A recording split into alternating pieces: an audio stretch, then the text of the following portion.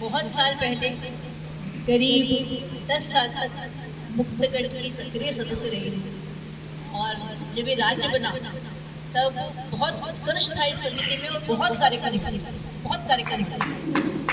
और उसके बाद में हम नए सिरे से पता चलता रहता, कुछ अपनी व्यस्तताएं होती हैं, कुछ अपनी प्राथमिकताएं होती हैं, जिसकी वजह से आप कंटिन्यू नहीं कर सकते। आज बहुत अच्छा लगा मुझे, इतनी अच्छी शाम गुजर रही है। प्रदीप जी का व्यक्तिगत रूप से आभार व्यक्त करना चाहूँगी कि उन्होंने मुझे कार्ड भेजा और ये सम्मानित मंच अपने अपने तरह का एक बहुत प्रतिनिधि मंच है।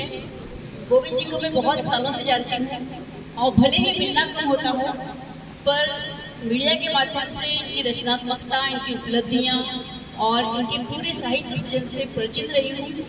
जो भी परिचित है साहित्यकार हमारे, और ये बहुत बड़ी खुशी की बात होती है कि इतना बड़ा हमारा साहित्य सर्कल है।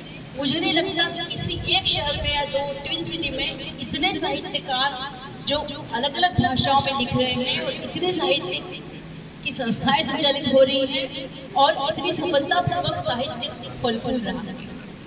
जो विनोद साहब जी ने कहा, मैं भी उसको दोहराना चाहूँगी कि मैंने भी बहुत ही कम कविताएं लिखी हैं, क्योंकि मैं कविता लिखना शुरू के वर्ष में लिखी, कॉलेज टाइम से लिखती रही और गीत और गज़लें बनती रही, मौसम पर बनता रहा, कुछ होता रहा।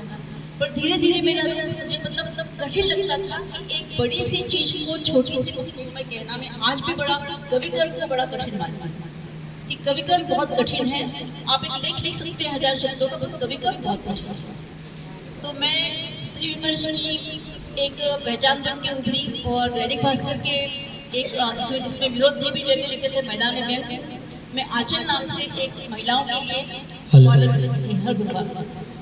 बहुत दिनों तक चला वो कॉलम, तो बाकी हिंदी की सारी नारी पत्रिकाओं में और अच्छे अच्छे पेपर के अंक में मेरा कुछ न कुछ रहता था महिलाओं को लेकर।